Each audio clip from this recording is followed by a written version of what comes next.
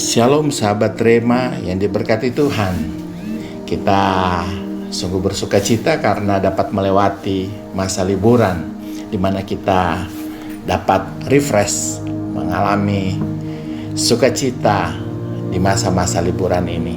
Dan sekarang kita akan kembali di dalam segala aktivitas kita, dan saya ingin kita merenungkan satu bagian di dalam Yohanes pasal 20 ayat 29b yang dikatakan Yesus, berbahagialah mereka yang tidak melihat namun percaya.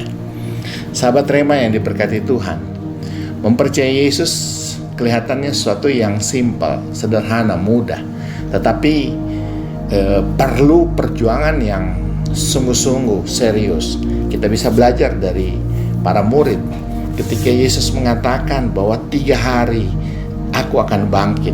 Ternyata perkataan itu tidak menjadi perkataan yang dimengerti sebagaimana yang Yesus mau. Mereka menunjukkan sikap yang menunjukkan bahwa mereka tidak mengerti. Khususnya di dalam konteks ini Thomas. Sebelum hari ke-8 dia pernah berkata bahwa aku akan percaya ketika aku menusukkan tanganku pada luka di tangannya dan pada luka di lambungnya. Oleh sebab itu di hari ke-8 Yesus hadir dan katakan begini, taruhlah jarimu di sini dan lihatlah tanganku, ulurkanlah tanganmu dan cucukkanlah ke dalam lambungku, dan jangan kau tidak percaya lagi, melainkan percayalah. Perkataan ini sebenarnya perkataan untuk ke semua murid, untuk peneguhan kepada mereka.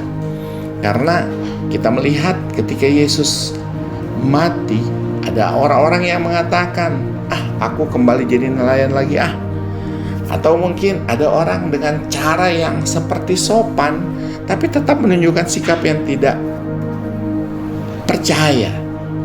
Sebut saja Maria Magdalena dan Maria yang lain. Mereka datang ke kubur membawa rempah-rempah. Kelihatannya anggun, kelihatannya sopan, kelihatannya agamis. Tapi itu sikap yang tidak percaya. Karena Yesus sudah katakan, 3 hari aku akan bangkit. Untuk apa semuanya itu? Kalau mereka tahu Yesus bangkit, mereka tidak akan datang dengan membawa rempah-rempah. Kalau menurut saya itu penghinaan, bahwa mereka tidak memperhatikan perkataan Yesus bahwa Yesus akan bangkit. Mereka memaksakan kehendak dengan membawa rempah-rempah, ingin meminyaki mayat Yesus. Itu kan. Jadi di sini kita bisa belajar bahwa mempercayai Yesus bukanlah satu perkara yang sesederhana yang kita bayangkan. Murid adalah orang lapis pertama di dalam kebangkitan Yesus. Orang-orang yang percaya pada mulanya, ternyata mereka memiliki gap yang tidak mudah.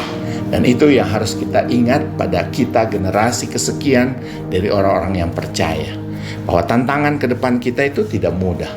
Sekalipun memang kelihatan sederhana, hanya ada gadget, kesibukan yang semakin meningkat, berbagai persoalan-persoalan yang muncul dan lain sebagainya, sehingga itu semua adalah cara-cara untuk menyibukkan saudara yang akan membuat fokus kita kepada kebangkitan yang akan kita peringati pada tanggal 26 ini bisa menjadi buyar, menjadi suatu hal yang bukan surprise, menjadi suatu hal yang tidak dengan iman kita lakukan. Oleh sebab itu Yesus katakan, berbahagialah mereka yang tidak melihat namun percaya. Ini yang sama-sama kita harus perhatikan. Dan caranya, mari kita mendekatkan diri dalam doa kepada Yesus, membaca firman Tuhan dengan tekun, menghadiri ibadah, dan juga tetap di dalam komunitas. Karena hal-hal inilah yang akan terus menjaga hubungan kita kepada Yesus dan hubungan kita dengan sesama untuk sama-sama kita semakin kuat di dalamnya. Sahabat Rema, mari. Berbahagialah mereka yang tidak melihat namun percaya. Biarlah pesan ini akan membuat saudara dan saya semakin bersemangat memperingati tanggal 26 tentang kenaikan Yesus ke surga nanti. Mari kita berdoa. Bapa, di dalam nama Yesus kami sungguh bersyukur bahwa peristiwa ini mengingatkan kami untuk kami tidak menjadi lemah, goyah, dan teralihkan dengan segala kesibukan yang dunia ciptakan atau yang kami ciptakan, tapi kami tetap fokus untuk mengiring Tuhan sampai pada akhirnya, sehingga iman kami kepada Tuhan tidak menjadi pupus karena kami percaya sekalipun kami tidak melihat. Terima kasih, dalam istirahat ini Engkau yang akan menyertai, memimpin supaya kami bangun dengan kekuatan dan terus mempermuliakan dan menyembah Engkau. Dalam nama Yesus kami berdoa dan bersyukur. Amin. Selamat beristirahat, selamat malam, tetap percaya. Tuhan Yesus memberkati. Amin.